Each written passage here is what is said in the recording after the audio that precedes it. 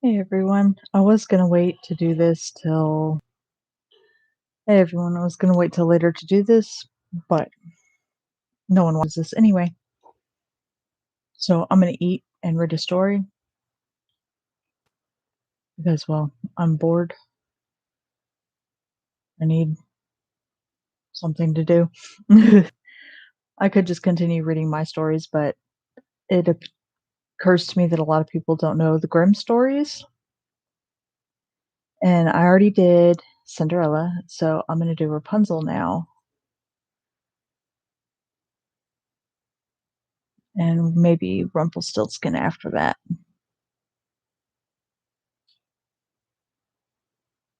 Now, I am reading these off of a site and it's not going to the way they talk in the books is a little weird.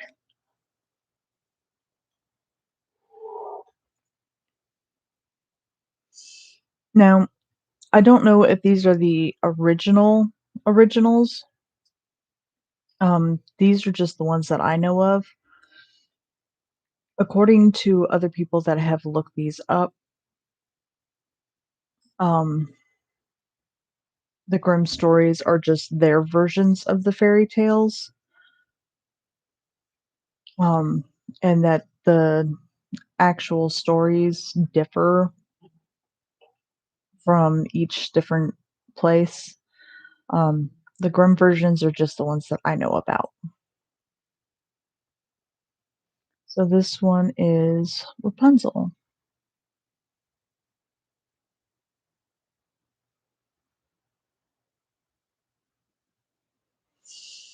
There was once a man and a woman who had long and in vain wished for a child. At length, the woman hoped that God was about to grant her desire. These people had a little window at the back of their house from which a splendid garden could be seen, which was full of the most beautiful flowers and herbs. It was, however, surrounded by a high wall, and no one dared to go into it because it belonged to an enchantress who had great power and was dreaded by all the world. One day the woman was standing by the window and looking down into the garden when she saw a bed which was planted with the most beautiful rampon. I think that's how you pronounce that. Um, it has in parentheses Rapunzel. I'm guessing it's a type of herb. Uh, and it looked so fresh and green that she longed for it and had the greatest desire to eat some. This desire increased every day, and as she knew that she could not get any of it, she quite pined away and looked pale and miserable. Then her husband was alarmed and asked, "What aileth thee, dear wife?" "Ah," she replied, "if I can't get some of that rampon which is in the garden behind our house to eat, I shall die." The man, who loved her, thought, "Sooner than let thy wife die, bring her some of the rampon thyself, let it cost thee what it will." In the twilight of evening he clambered down over the wall into the garden of the enchantresses, hastily clutched a handful of rampon, and took it to his wife. She at once made herself a salad of it and ate it with much relish. She, however, liked it so much, so very much, that the next day she longed for it 3 times as much as before. If he was to have any rest, her husband must once more descend into the garden.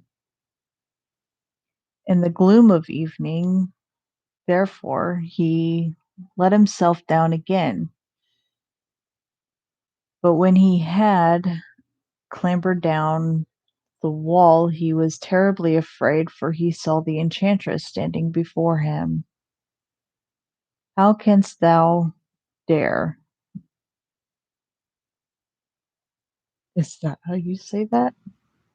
Okay, she said with an angry look, to descend into my garden and steal my rampant like a thief. Thou shalt suffer for it.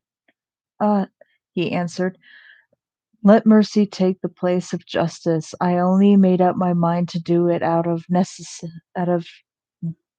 necessity. My wife saw your rampant from the window, I and felt such a longing for it that she would have died if she had not had some to eat. Then the enchantress allowed her anger to be softened and said to him, if that case be as thou sayest, is that how you would say that? Sayest. I will allow thee to take away with three as much rampant as thou wilt. Only I make one condition. Thou must give me the child in which thy wife will bring into the world. It shall be well treated, and I will care for it like a mother. The man in his terror consented to everything, and when the woman was brought to bed, the enchantress appeared once again. Give thy child the name Rapunzel.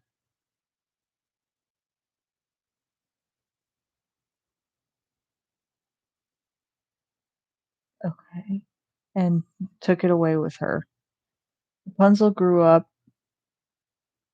into the most beautiful child beneath the sun. When she was 12 years old, the enchantress shut her into a tower which lay in the forest and had neither stair nor door. But quite at the top was a little window. Quite, quiet, quiet. Quite at the top of the was a little window. When the enchantress wanted to go in, she placed herself beneath this and cried, Rapunzel, Rapunzel, let down thy hair to me. Rapunzel had magnificent long hair, fine as spun gold, and when she heard the voice of the enchantress, she unfastened her braided tresses, wound them round one of the hooks of the window above, and then her hair, and then the hair fell 20 ales. Is that how you would say that? Ales down, and the enchantress climbed up by it.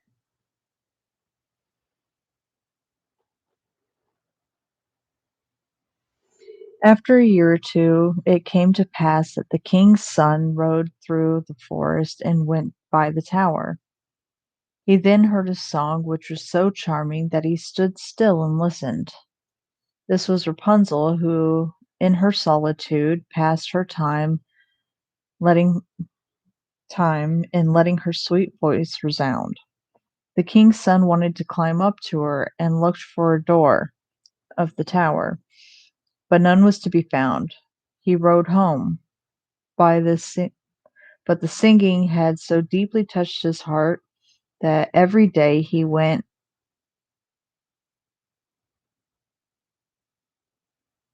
out into the forest and listened to it. Once, when he was thus standing behind a tree, he saw the enchantress come there, and he heard how she cried, Rapunzel, Rapunzel, let down thy hair. Then Rapunzel let down the braids of her hair, and the enchantress climbed up to her. If that is the ladder by which one mounts, I will for once try my fortune, he said, and the next day when it began to grow dark, he went to the tower and cried, Rapunzel, Rapunzel, let down thy hair.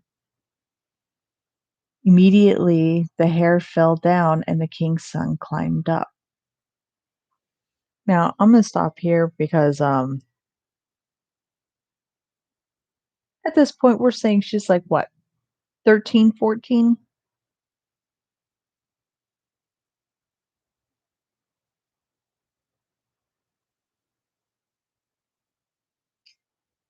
Yeah. Why do all these fairy tale stories go like this? That's just disturbing. I believe Snow White was what, 12, 13?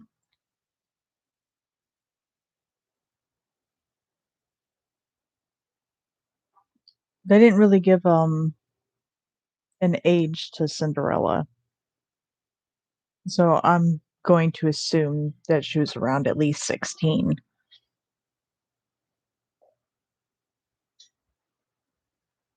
Now, I know in certain times,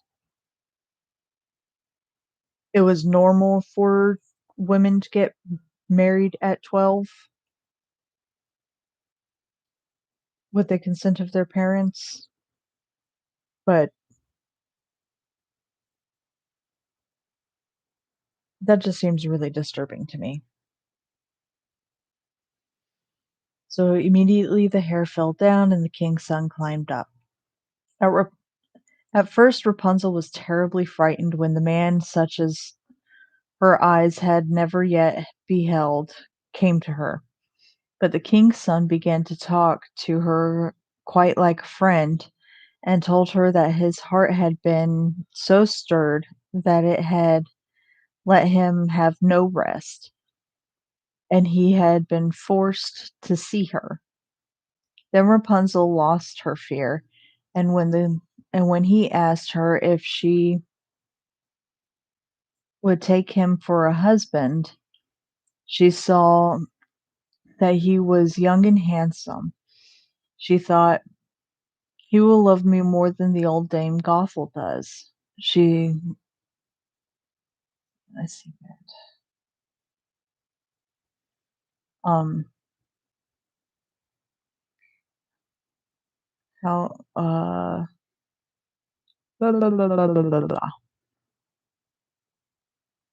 "He will love me more than the old Dame Gothel does."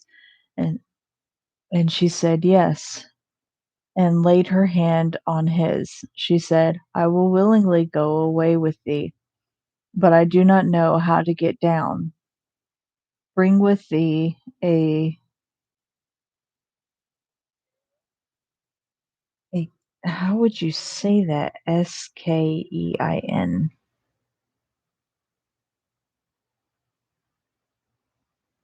I'm not even gonna try. Of silk every time without when every time thou comest.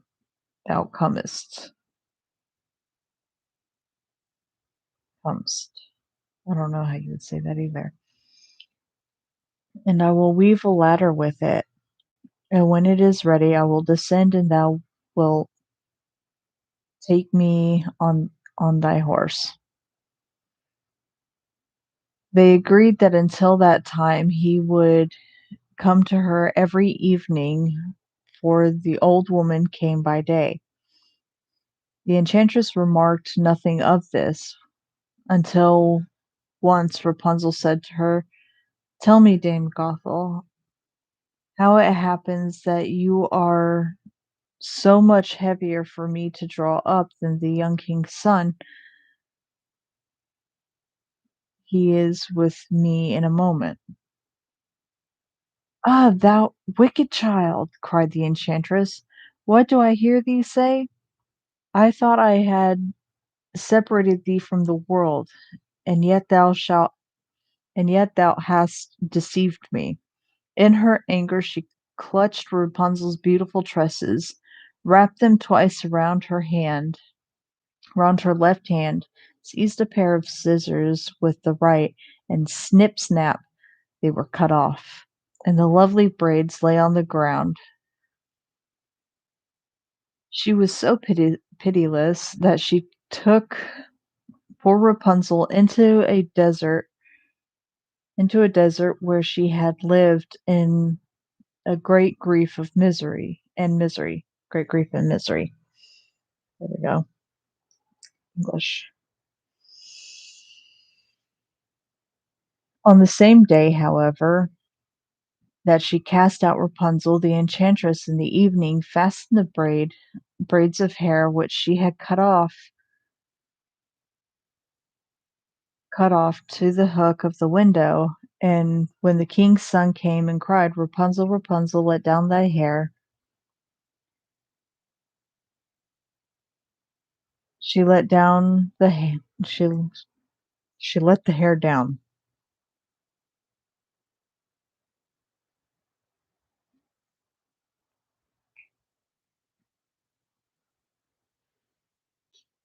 The king's son ascended, but he did not find his dearest Rapunzel above, but the enchantress, who gazed at him with wicked and venomous looks. "Ugh!" she cried mockingly, thou wouldst fetch thy dearest, but the beautiful bird sits no longer singing in the nest. The cat has got it, and will scratch out thy eyes as well. Rapunzel is lost to thee. Thou wilt never see her more." The king's son was beside himself with pain, and in his despair he leapt down from the tower. He escaped with his life, but the thorns in which he fell pierced his eyes. A normal person would have died. Then he wandered, quite blind, about the forest, ate nothing but roots and berries, and did nothing but lament, lament, lament. I can speak, I swear, and wept over the loss of his dearest wife. Y'all aren't married yet. Thus he roamed about in misery for some years, and at length and at length came to the dear desert where Rapunzel, with the twins to which she had given birth, a boy and a girl, lived in wretchedness. He heard a voice, and it seemed so familiar to him that he went towards it. When he approached, Rapunzel knew him and fell on his neck and wept. Two of her tears wetted his eyes, and they grew clear again, and he could see with them as before. He led her to his kingdom where he was joyfully received, and they lived for a long time afterwards, happy and contented.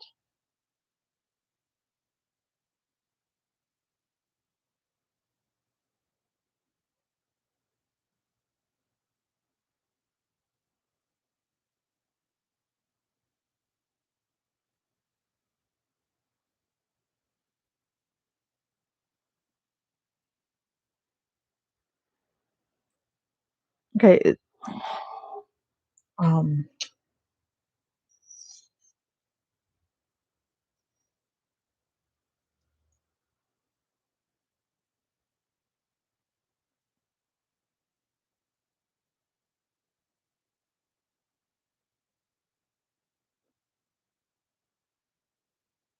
they must have not had like any restraint when it came to mating.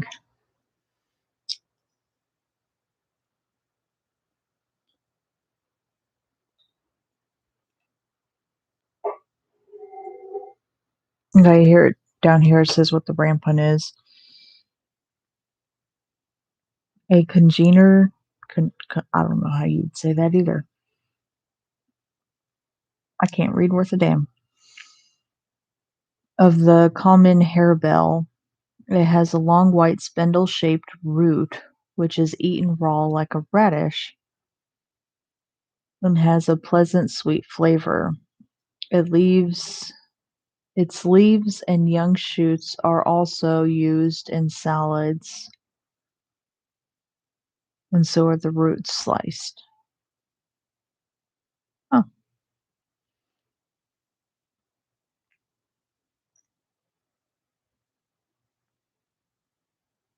interesting.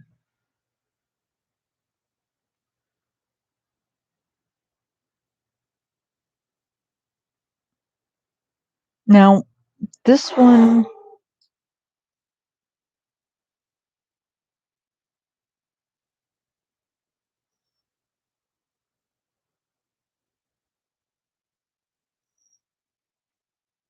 no, never mind. I was gonna say this one doesn't seem as bad to put into a movie, but I mean, she was like, what, 13, 14, and then had 2 kids?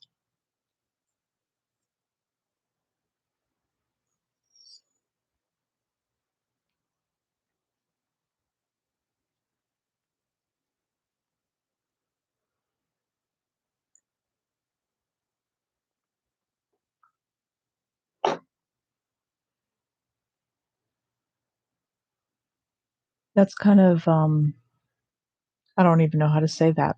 That just sounds disturbing.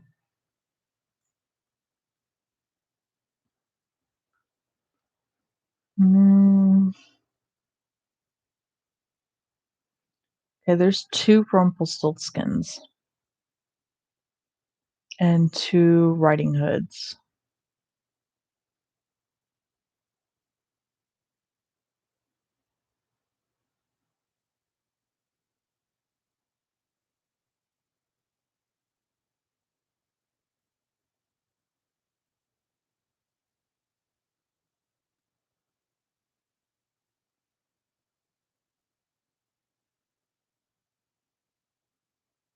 I think I'll do Snow White.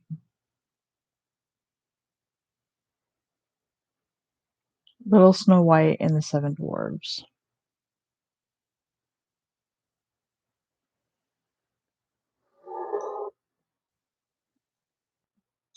I haven't eaten anything all day, so I'm hungry, and I've been restraining eating.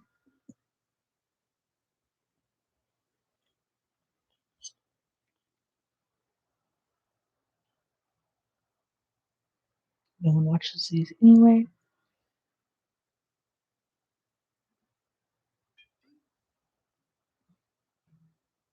so it doesn't matter. Okay. Okay.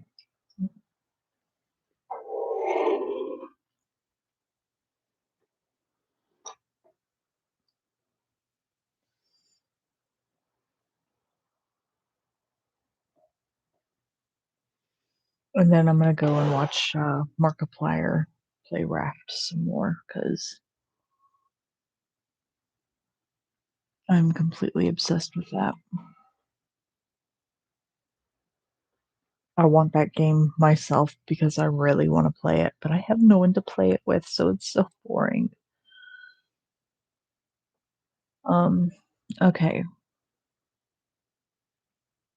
Once upon a time in the middle of winter, when the flakes of snow were falling like feathers from the sky, a queen sat in a window sewing, and the frame of the window was made of black ebony. And while she was sewing, she looked out of the window at the snow. She pricked her finger with the needle, and 3 drops of blood fell upon the snow. And the red looked pretty upon the white snow. She thought to herself, would that would that I had a child as white as snow, as red as blood, and as black as the wood of the window frame. Soon after she had a little daughter who was as white as snow and as red as blood, and her hair was as black as ebony, and she was therefore called Little Snow White. And when the child was born, the queen died. After a year had passed, the king took to himself another wife. She was a beautiful woman, but proud and haughty, and she would not bear that anyone else should surpass her in beauty. She had a wonderful looking glass, and when she stood in front of it, she looked at herself in it and said, looking glass on the wall, who in this land is the fairest of all?" The looking glass answered, "Thou, O Queen, art the fairest of all." Then she was satisfied, for she knew that she for she knew that the looking glass spoke the truth. I'm gonna stop there because if you have read I'm only a stepmother, but my daughter is just so cute. It's like an isekai mixed with a fairy tale of Snow White, and, it's they later in the story, they bring out the magic item, the mirror, and she says, "Mirror, mirror, held up tall,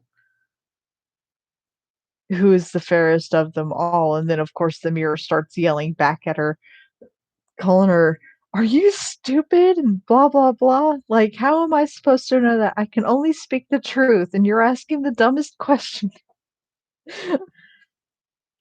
And all I kept thinking to myself was, how is he supposed to only speak the truth if he doesn't know anything? Because as you go further and further into the story, he never actually speaks any truth. He just talks to her like a normal person.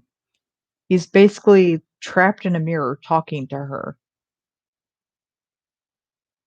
And throughout the whole time that I'm reading this, I keep wondering, let's see, I'm only on chapter 40. It hasn't updated yet. And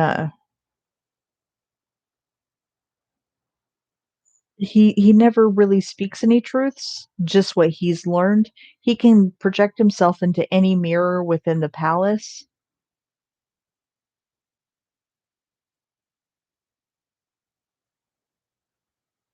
Yeah. And, hear things, but basically all of it's secondhand or for what he sees for himself. He can also record things, which is really handy. Like, I really wish I had one of those.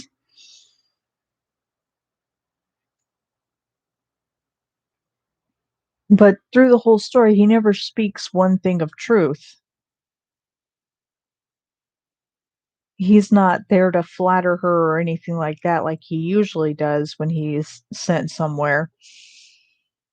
Um, Instead, he's, basically her friend on a wall.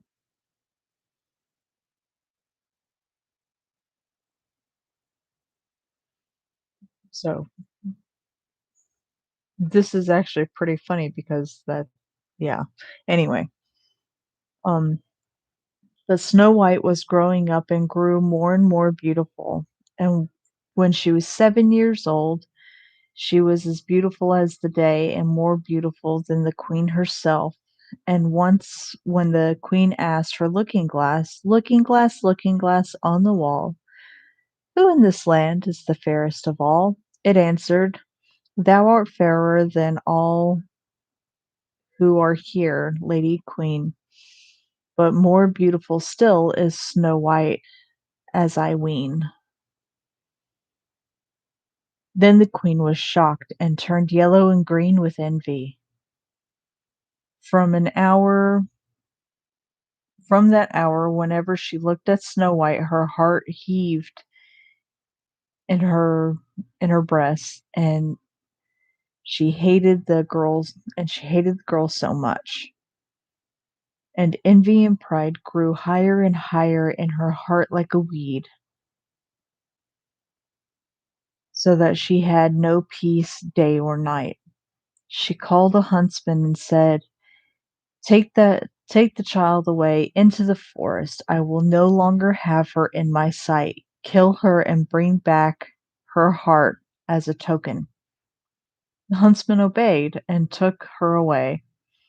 But when he had drawn his knife and was about to pierce Snow White's innocent heart, she began to weep and said, "Ah, dear huntsman,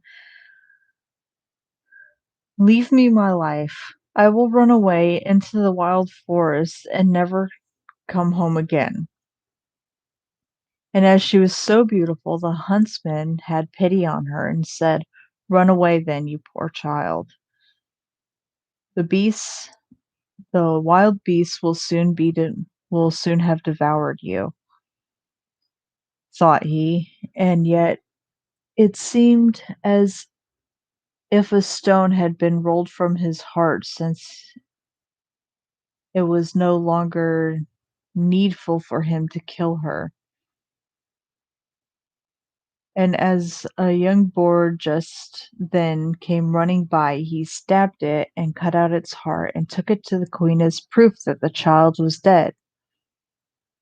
The cook had to salt this, and the wicked queen ate it, and thought she had eaten the heart of Snow White. But now the child but now the poor child was all alone in the great forest, and was so terrified that she looked at every leaf of every tree and did not know what to do. Then she had began to run, and ran over sharp stones and through thorns, and wild beasts ran past her, but did her no harm.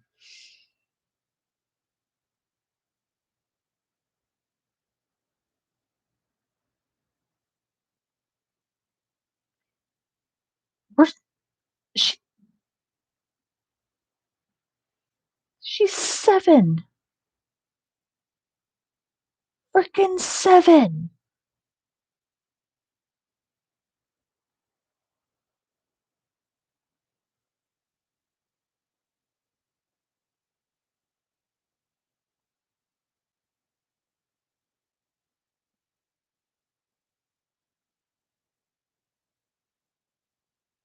Why didn't they do what they did in The Huntsman? You know, the movie with Kristen Stewart. Why didn't the queen just lock her away in a tower?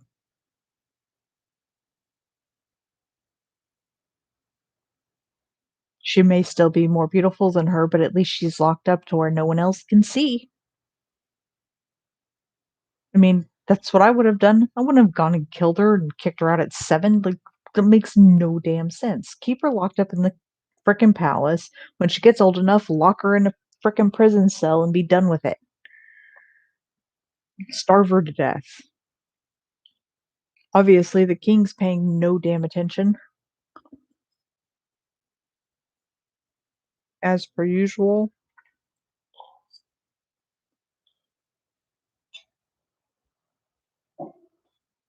Men are stupid if they think that a woman will take care of some other woman's child, because it never happens. Every now and then, you'll get people like me who will take care of some other woman's child, but that's if the woman isn't a part of their life. Um,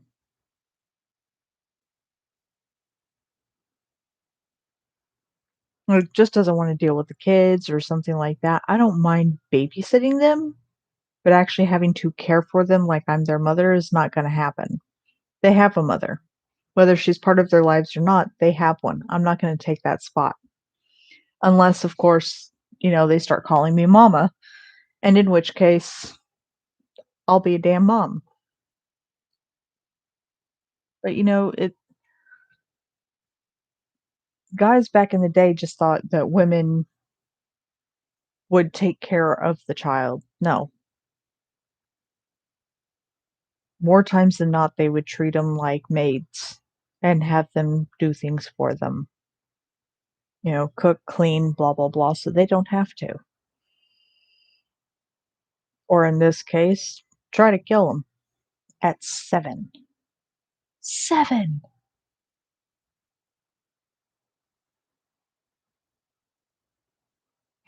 At 7, I couldn't leave the house more than 5 seconds without starving. I would have came running back home crying and told my mama that I was hungry because, well, I was hungry.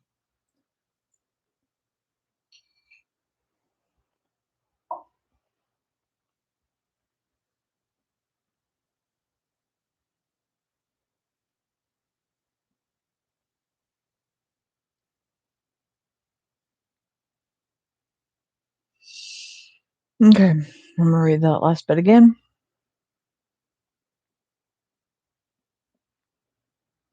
But now the poor child was all alone in the great forest, and so terrified that she looked at every leaf and every tree, and did not know what to do. Then she began to run, and ran over sharp stones, and through thorns, and the wild beasts ran past her, but did no harm. She ran as long as her feet would go until it was almost evening. Then she saw a little cottage, and went into it to rest herself. Everything in the cottage was small, but neater and cleaner than can be told. There was a table on which was a white cover, and 7 little plates, on each plate a little spoon.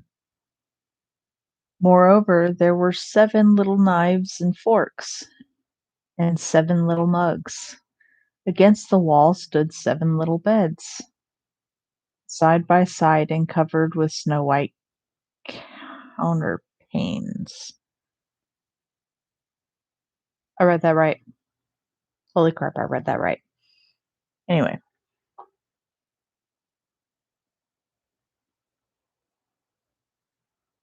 I love rice so much, but oh my god. Here I was going to save you. Little Snow White was so hungry and thirsty that she ate some vegetables and bread from each plate, and drank a drop of wine out of each mug. Alcohol to a 7-year-old.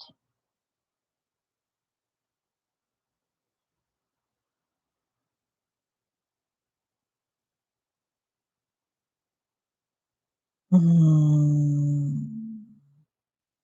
I swear this isn't bugging me. For she did not wish to take all from only one. Then, as she was so tired, she laid herself down on one of the little beds, but none of them suited her. One was too long, another too short, but at least she found that the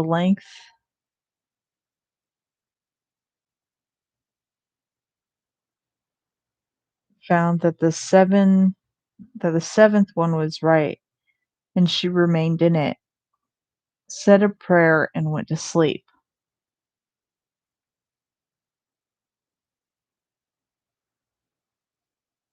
But at last she found that the 7th one was right. This is like Goldilocks and the 3 Bears all over again.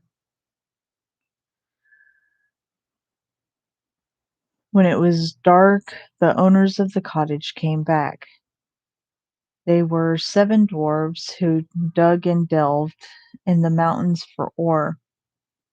They lit their 7 candles, and as it was now light within the cottage, they saw that someone had been there, for everything was not in the same order in which they had left it.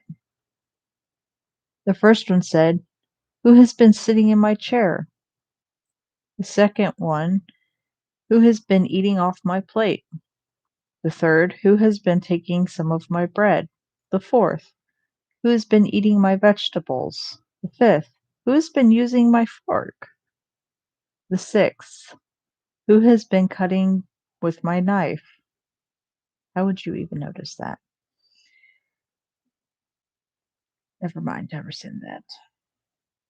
The seventh. Who has been drinking out of my mug? Then the first looked around and saw that there was a little hole on his bed and said, Who has been getting into my bed? And the others came up and each called out, Somebody has been laying in my bed too. But then the seventh but the seventh, when he looked at his bed, saw little Snow White who was lying asleep therein. And he called to the others, who came running up, and they cried out with astonishment, and brought their 7 little candles to let the light fall upon little Snow White. Oh heavens!" cried they. "What a lovely child!" And they were so glad that they did not wake her up, but let her sleep on the bed.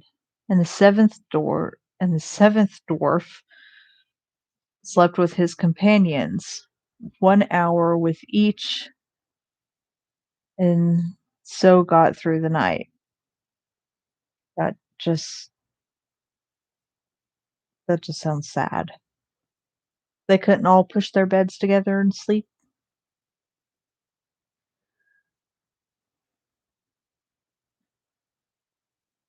When it was morning, little Snow White awoke and was frightened when she saw the 7 dwarfs. But they were friendly her and asked her what her name was. "My name is Snow White," she answered. "How have you come to our house?" said the dwarfs.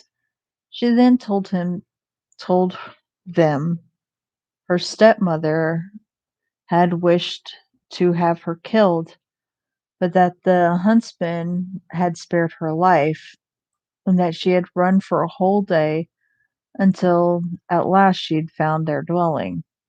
The dwarf said, "If you will take care of our house, cook, make the beds, wash, sew, and knit, and if you will keep everything neat and clean, you can stay with us, and you shall want for nothing."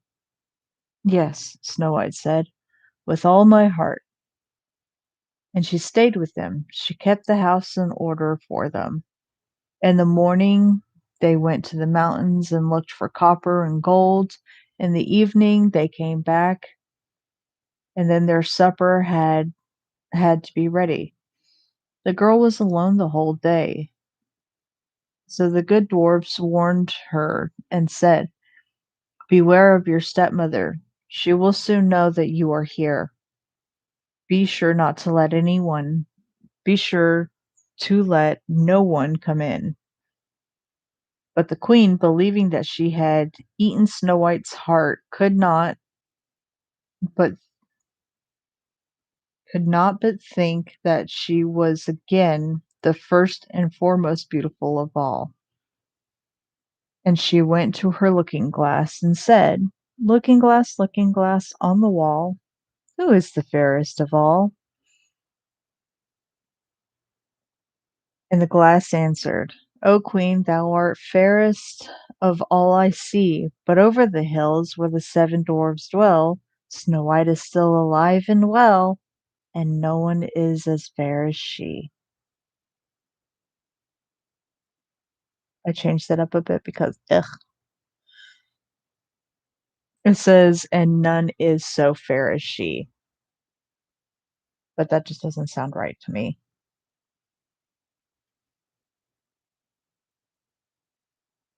She was astonished, for she knew that the looking glass never spoke falsely, and she knew that the huntsman had betrayed her, and little Snow White was still alive.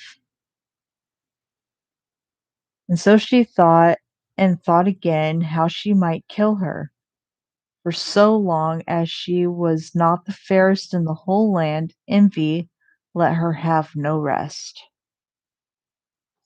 Damn envy. Now I'll watch that again. And when she had at last thought of something to do, she painted her face and dressed herself like an old peddler woman, and no one could have known her. No one could have known her. No. In this disguise, she went over the 7 mountains to the 7 dwarfs and knocked at the door and cried, "Pretty things to sell, very, very cheap. Very cheap, very cheap." There we go. English. Little Snow White looked out of the window and called out, "Good day, my good woman. What have you to sell?" "Good things, pretty things," she answered. "Stay laces of all colors." And she pulled out one which was woven with bright colored silk.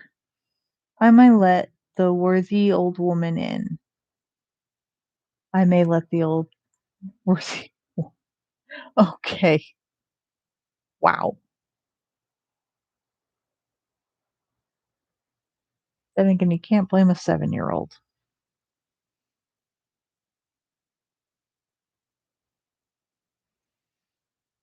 Thought Snow White as she unbolted the door and bought the pretty laces. "Child," said the old woman,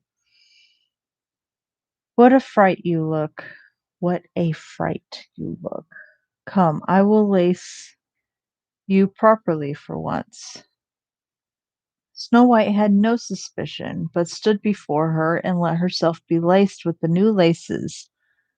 But the old woman laced so quickly and laced so tightly that Snow White lost her breath and fell down as if dead. "Now I am the most beautiful," said the queen to herself, and ran away. Yeah, you better fucking run. 7. She's 7. 7. Not long afterward, in the evening, the 7 dwarfs came home. But how shocked they were when they saw their dear little Snow White lying on the ground, and that she neither stirred nor moved, and seemed to be dead. They lifted her up, and as they saw that she was laced so tightly, they cut the laces, and she began to breathe a little. She began to breathe a little, and after a while came to life again. When the dwarfs heard what had the old they said, "The old peddler woman was no one else than the wicked queen. Take care and let no one come in when we are not with you." But the wicked woman, when she had reached home, went in front of the glass and asked, looking glass on the wall, "Who in this land is the fairest of all?" And it answered as before, "O queen, thou art fairest of all I see, but over the hills where the 7 dwarfs dwell, Snow White is still alive and well, and none is so fair as she."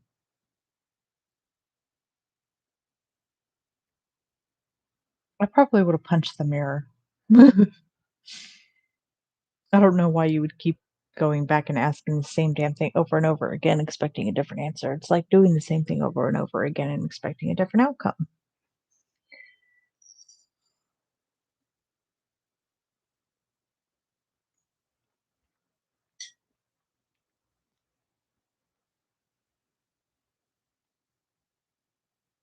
When she heard that, all her blood rushed to her heart with fear, and she saw plainly that little Snow White was again alive.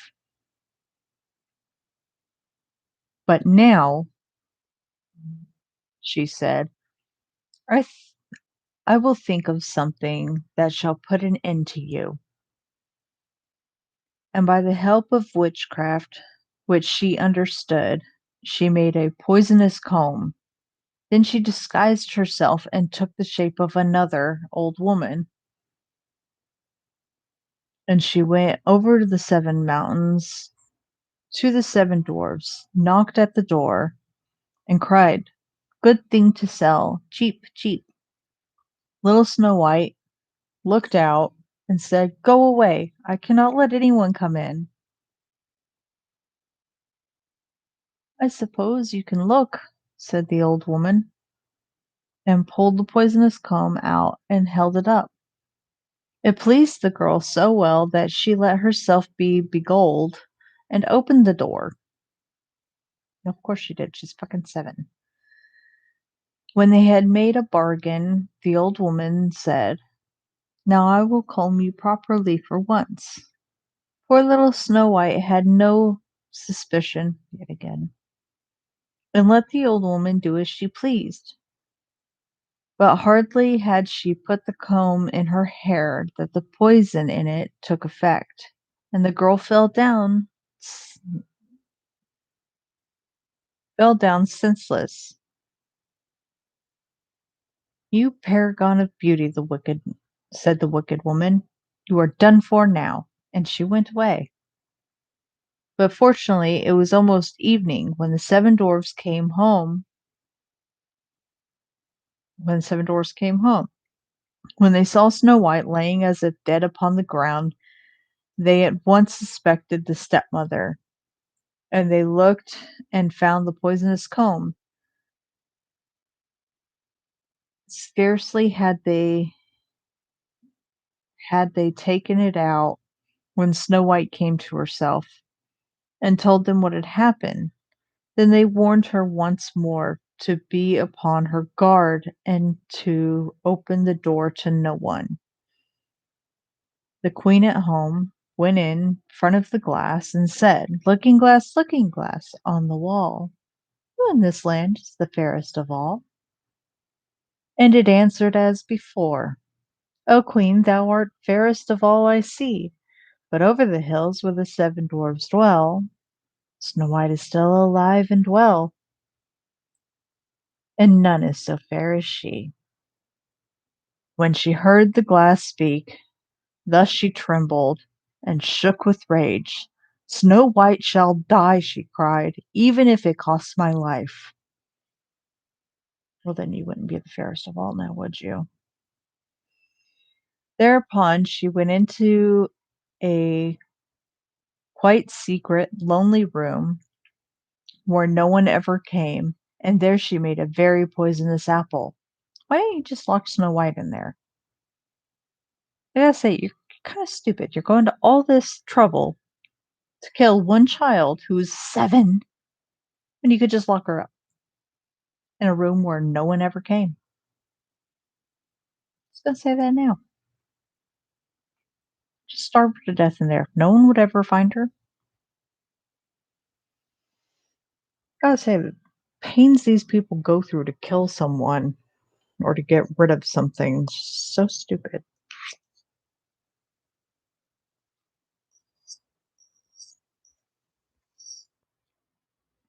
So stupid.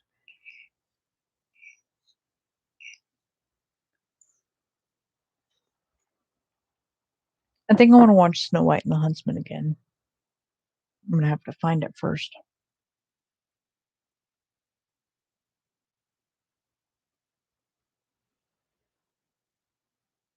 Okay, she made a very poisonous apple. Outside it looked pretty, white with a red cheek. And everyone so that everyone who saw it longed for it. But whoever ate a piece of it must surely die. When the apple was ready, she painted her face and dressed herself up as a country woman.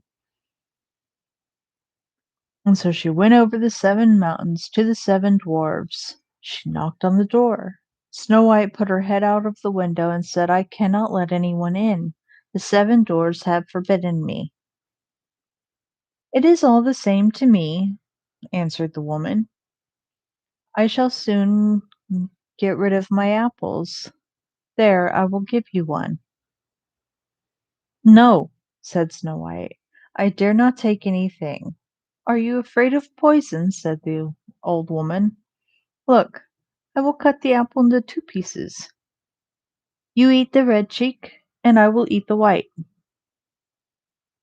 The apple was so cunningly made that only the red cheek was poisoned. Snow White longed for the fine apple, and she saw that the woman ate part of it and could resist no longer, and stretched out her hand and took the poisonous half. But hardly had she bit of it in her mouth had she fallen down dead. Had she fell down dead. Then the queen looked at her with a dreadful look and laughed aloud and said, "White as snow, red as blood, black as ebony wood. This time the dwarfs cannot wake you up again." And when she asked the looking glass at home, looking glass on the wall, who in this land is the fairest of all? It answered at last, "O queen, in this land thou art fairest of all." In her envious heart, then her envious heart had rest. So so far as an envious so far so far as an envious heart can have rest.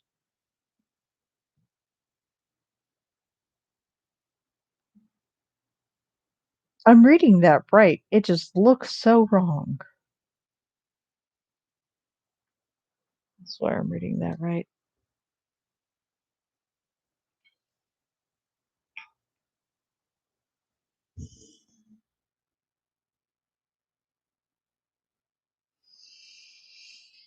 The dwarfs, when they came home in the evening, found Snow White lying upon the ground. She breathed no longer and was dead.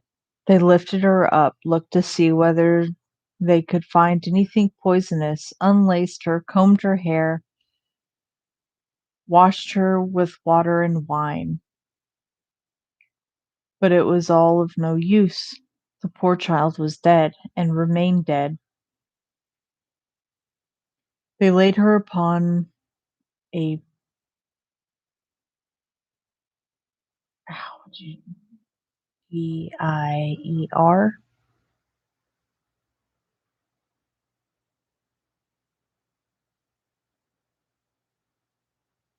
bear. I don't know how to say that. We're not going to say that. And all seven of them sat around it and wept for her, and wept for 3 days long. Then they were going to bury her, but she still looked as if she were living, and she had pretty red cheeks.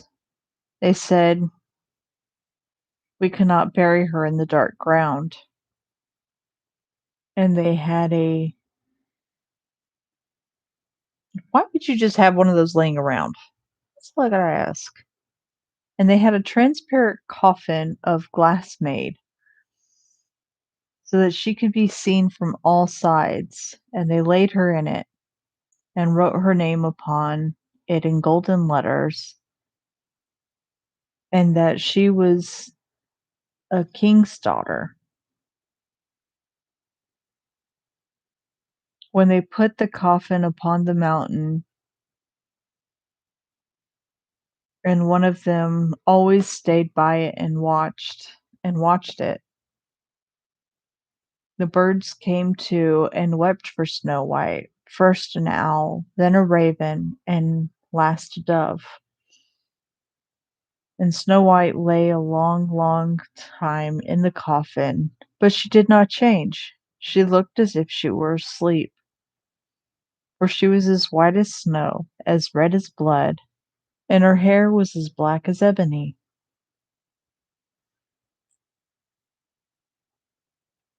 It happened, however, that a king's son came into the forest and went to the dwarf's house to spend the night. He saw the coffin on the mountain, and it was beautiful. And the beautiful Snow White within it, and read what was written upon the glass. Then he said to the dwarfs, "Let me have the coffin. I will give you whatever you want for it." The dwarfs answered, "We will not part with it for all the gold in the world." Then he said, let me have it as a gift, for I cannot live without seeing Snow White. I will honor and prize her as my dearest possession."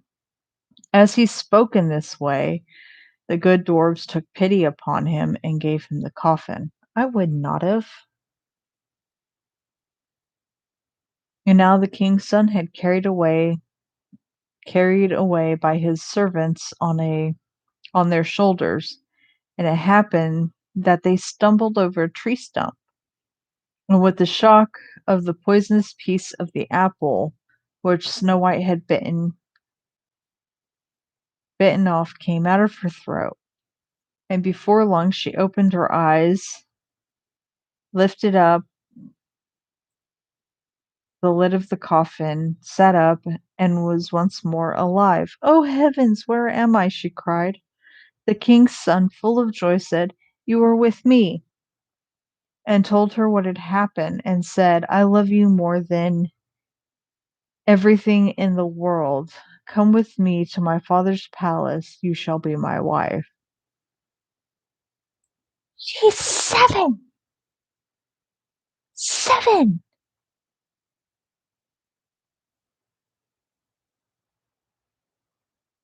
7!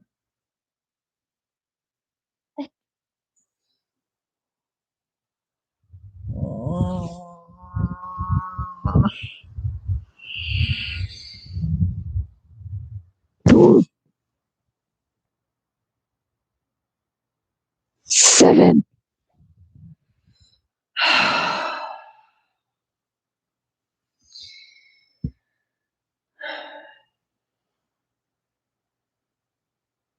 Snow White was willing and went with him, and their wedding was held with a great show and splendor. But Snow White's wicked stepmother was also bidden to the feast. When she had arrayed herself in beautiful clothes, she went before the looking glass and said, looking glass on the wall, who in this land is the fairest of all?" The glass answered, "O queen, of all here the fairest art thou, but the young queen is fairer by far, as I trow." Then the wicked queen uttered a curse, and was so wretched and utterly woe. Let me go back. Then the wicked queen uttered a curse, and was so wretched, so utterly wretched, that she knew not what to do. At first she would not go to the wedding at all, but she had no peace and must go to see the young queen.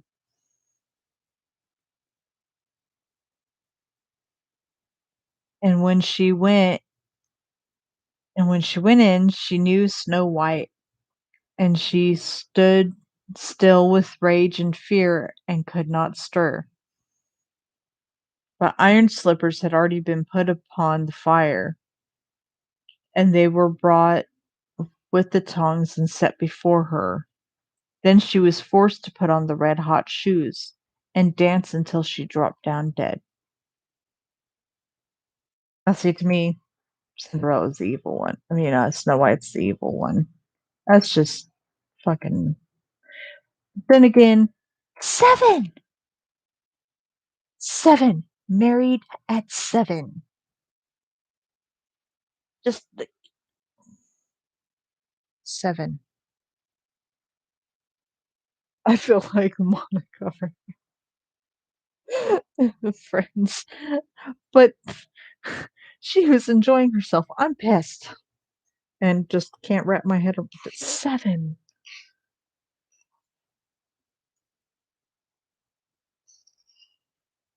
Dear almighty, whatever you are in heaven, where did these people get these stories from? 7.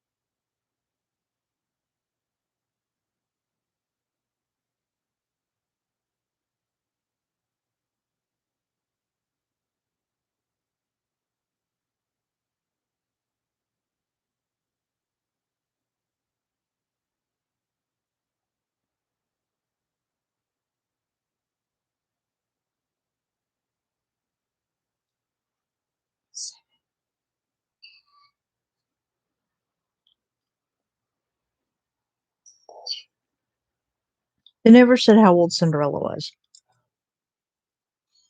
but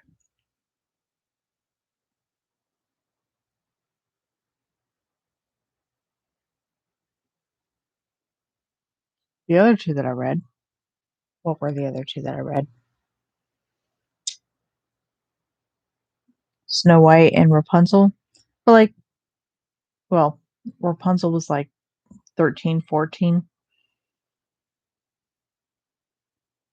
Snow White was 7. 7. Okay? 7. It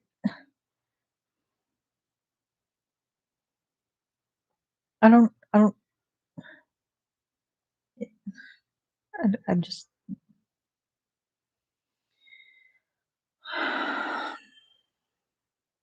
I don't even know where to go with that. It just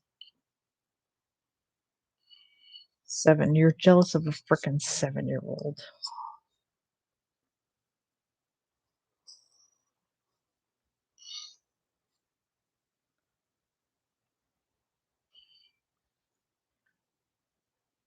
No, see, when they did it with Once Upon a Time,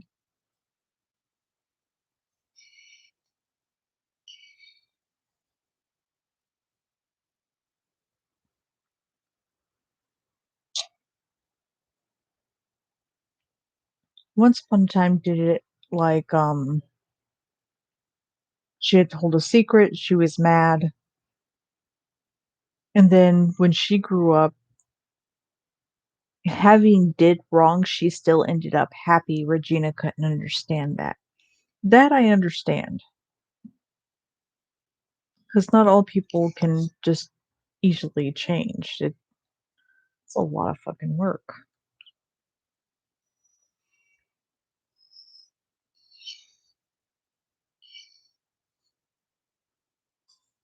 But 7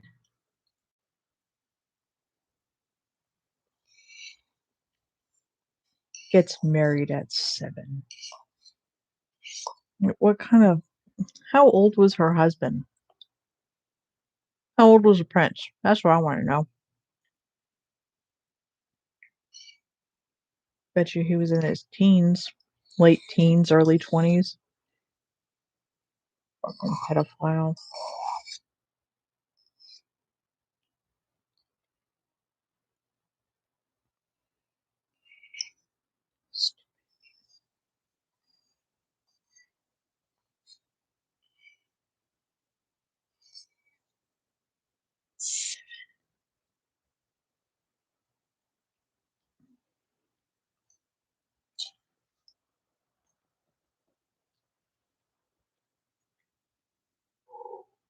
Okay.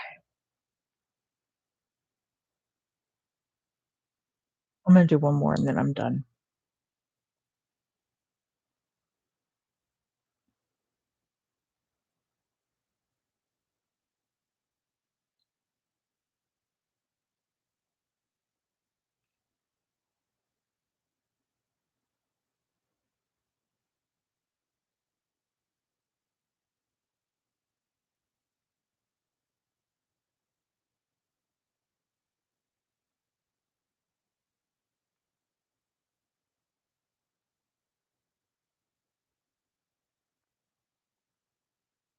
No, actually, I'm just gonna save this one for fucking later because, well,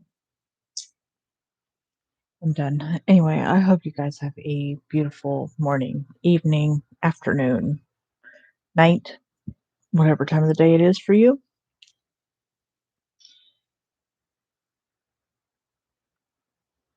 No one watches this, so it doesn't really matter.